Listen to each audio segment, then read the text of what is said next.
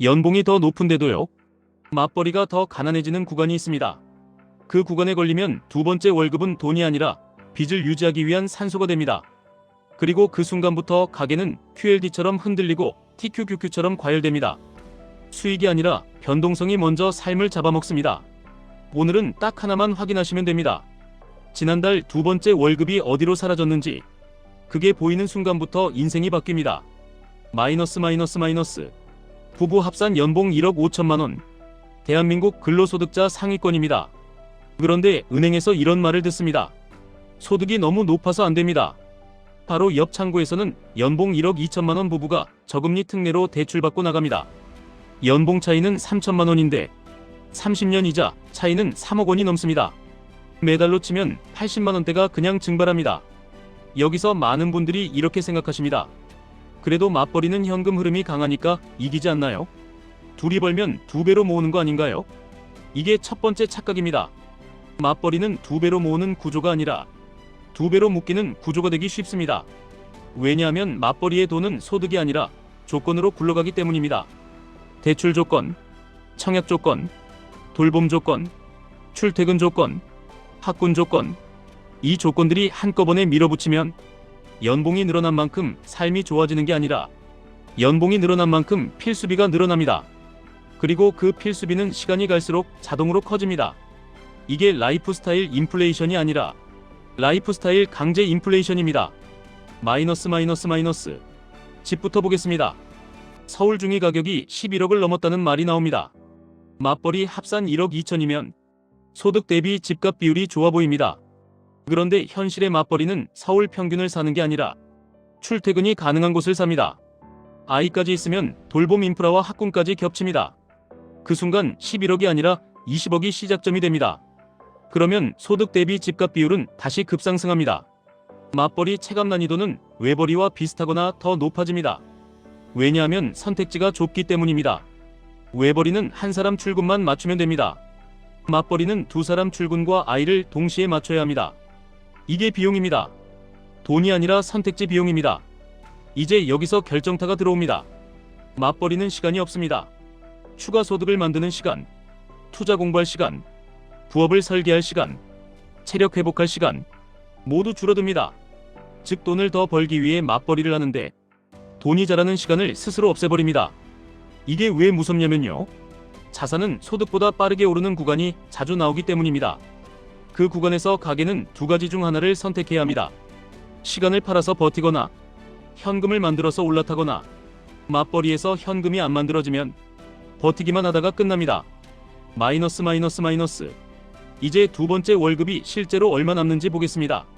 세전 월급 400만원, 실수령 340만원이라고 잡겠습니다. 맞벌이를 하려면 아이를 맡겨야 합니다. 시간제 돌봄을 보수적으로 잡아도 한 달 200만원이 나갑니다. 340에서 200 빼면 140입니다. 여기에 교통비, 주차비, 직장 생활하면서 생기는 점심값, 의류비, 미용비 같은 품위 유지비 보수적으로 50만원만 잡아도 남는 건 90만원 안팎입니다. 월 90만원 벌려고 매일 아이와 떨어져 출근하고 야근하고 주말은 번아웃으로 회복만 하면서 가정이 흔들리는 구조가 됩니다. 여기서 많은 분들이 놓치는 게 있습니다. 이 90만원은 숫자상 남는 돈이고 현실에서는 더 줄어듭니다. 왜냐하면 피로가 지출을 부르기 때문입니다. 맞벌이는 요리가 아니라 배달을 누르게 됩니다. 한 끼 3만원, 주말 외식, 밀키트, 편의점. 이게 쌓이면 식비만월 150이 넘어갑니다. 외벌이처럼 60에 맞추기 어렵습니다. 체력이 없어서가 아니라 시간이 없어서입니다. 그리고 보상 심리가 들어옵니다. 나 이렇게 힘들게 사는데 이 정도는 해도 되지 않나요? 이 한 문장이 카드값을 바꿉니다. 호캉스, 명품, 고급 유모차, 눈높이 상승. 이건 사치가 아니라 스트레스의 진통제입니다. 아이 학원도 마찬가지입니다. 교육이 아니라 보육이 됩니다. 퇴근 전까지 아이를 맡길 곳이 필요하니까요. 태권도, 피아노, 미술, 영어 4개만 해도 월 80에서 100이 그냥 나갑니다. 그래서 이런 가게가 생깁니다. 실수령 합산월 960, 주거비 350, 관리비 공과금 50, 식비 150, 돌봄 학원 180, 차량 50, 통신보험 80, 기타 70, 합계 930, 남는 돈 30. 연봉은 높은데 돈이 안 모입니다. 돈이 안 모이는 게 아니라 돈이 들어올 때부터 구조가 이미 소비로 설계되어 있습니다. 마이너스 마이너스 마이너스. 여기서 QLD TQQQ 이야기가 왜 나오냐면요. 대출이 레버리지이고 맞벌이가 레버리지를 유지시키는 담보이기 때문입니다. QLD는 2배, TQQQ는 3배. 내가 원할 때 샀다가 내가 원할 때 줄일 수 있어야 레버리지입니다. 그런데 맞벌이 대출 구조는 반대입니다. 한번 들어가면 줄이기 어렵습니다. 한 명이 쉬면 바로 현금 흐름이 무너집니다. 그건 투자 레버리지가 아니라 생활 레버리지입니다. 사람을 담보로 건 레버리지입니다.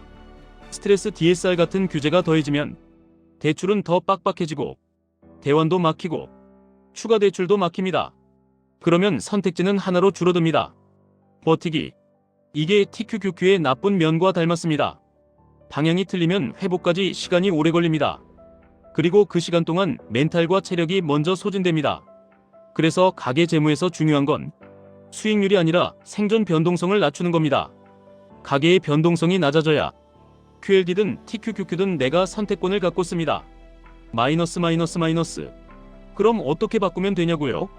맞벌이를 버리라는 말이 아닙니다. 맞벌이처럼 소비하는 습관을 버리셔야 합니다. 핵심은 하나입니다. 소득은 맞벌이로 유지하고 지출은 외벌이 기준으로 맞추는 겁니다. 이걸 가짜 외벌이 시스템이라고 부르겠습니다. 말은 거창한데 실행은 단순합니다. 첫째, 통장 분리합니다.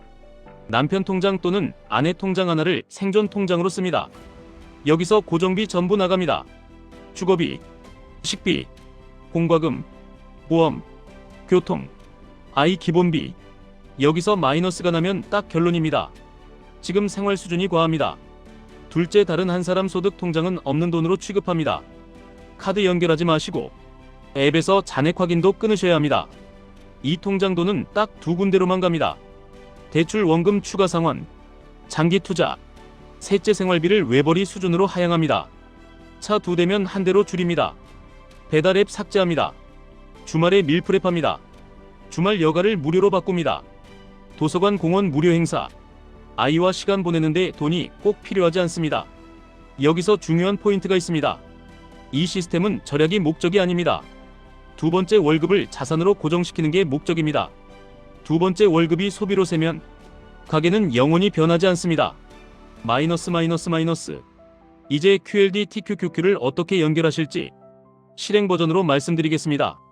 가계가 흔들리는 상태에서 TQQQ부터 잡으면 투자가 아니라 도박이 됩니다. 가계가 안정된 상태에서 레버리지를 쓰면 그때부터는 전략이 됩니다. 순서는 이렇게 가시면 됩니다. 하나, 비상금 먼저 만드십시오. 최소 3개월 생활비, 가능하면 6개월. 이거 없으면 시장이 흔들릴 때 가계가 먼저 흔들립니다. 둘, 대출 금리부터 체크하십시오.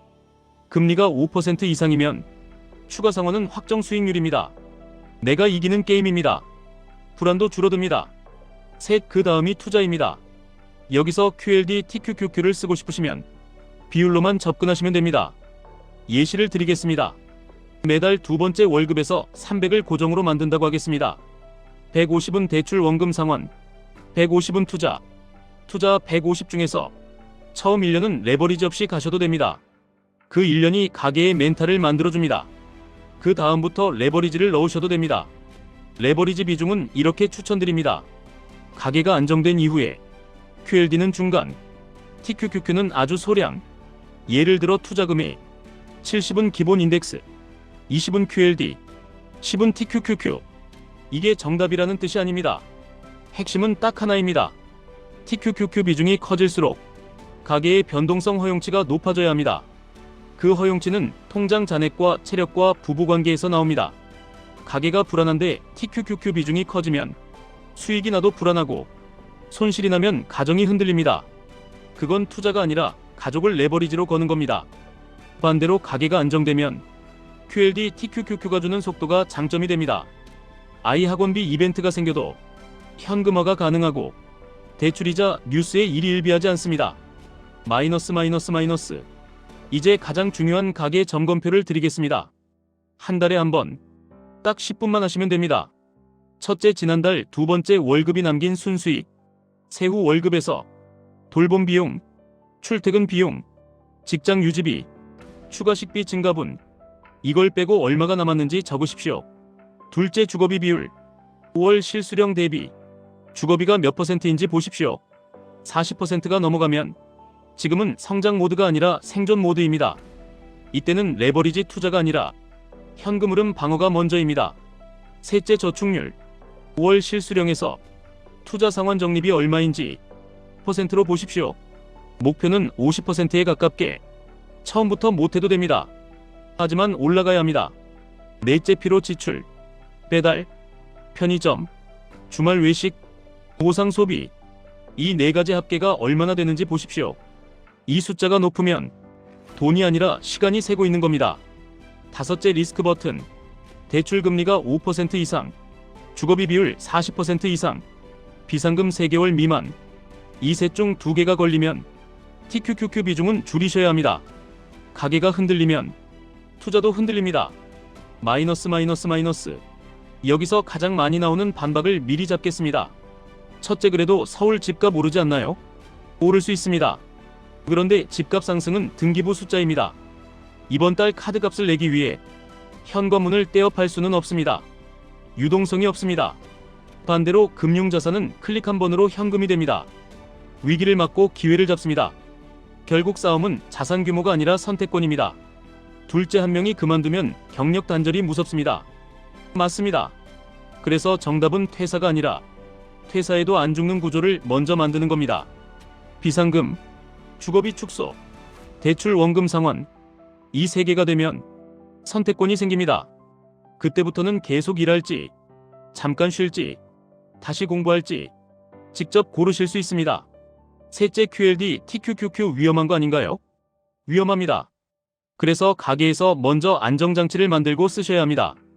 투자에서 위험은 피할 수 없습니다. 대신 가계에서 위험을 줄이면 투자 위험을 감당할 공간이 생깁니다. QLD, TQQQ는 그 공간이 있을 때만 의미가 있습니다. 넷째, 대출 상환과 투자 중 뭐가 더 낫나요? 금리가 높으면 상환이 유리합니다. 금리가 낮고 장기 투자 기간이 길면 투자가 유리할 수 있습니다. 그런데 대부분의 가정에서 진짜 문제는 둘 중 무엇이 더 낫냐가 아닙니다. 둘 다 안 하고 두 번째 월급이 생활비로 녹는 게 문제입니다. 그래서 반반 전략이 좋습니다. 상환과 투자 둘 다 하시면 됩니다. 다섯째, 저희는 맞벌이 안 하면 생활이 안 돼요. 그럼 더더욱 가짜 외벌이 시스템이 필요합니다. 지금은 맞벌이를 하는 게 문제가 아니라 맞벌이 돈이 새는 게 문제입니다. 한 사람 소득으로 고정비를 감당하도록 바꾸는 순간 가게는 생존에서 성장으로 넘어갈 발판이 생깁니다. 마이너스. 정리하겠습니다. 맞벌이가 불리한 게 아닙니다. 맞벌이 소득으로 맞벌이처럼 소비하는 구조가 불리한 겁니다. 두 번째, 월급은 생각보다 거의 남지 않습니다. 남아도 피로 지출로 사라집니다. 그래서 연봉이 높은데도 돈이 안 모입니다. 이걸 뒤집는 방법은 단순합니다. 통장 분리, 한 사람 소득으로 생활, 두 번째 소득은 자동으로 상환 또는 투자. 이렇게만 하셔도 가게는 QLD, TQQQ 같은 레버리지를 내 삶을 흔드는 폭탄이 아니라 내 자산을 키우는 도구로 쓸 수 있습니다. 오늘 당장 하실 일은 하나입니다. 지난달 두 번째 월급이 어디로 갔는지 숫자로 적어 보십시오. 그 숫자가 보이는 순간 다음 선택이 자동으로 따라옵니다. 지금까지 1분 투자 하이젠버그였습니다.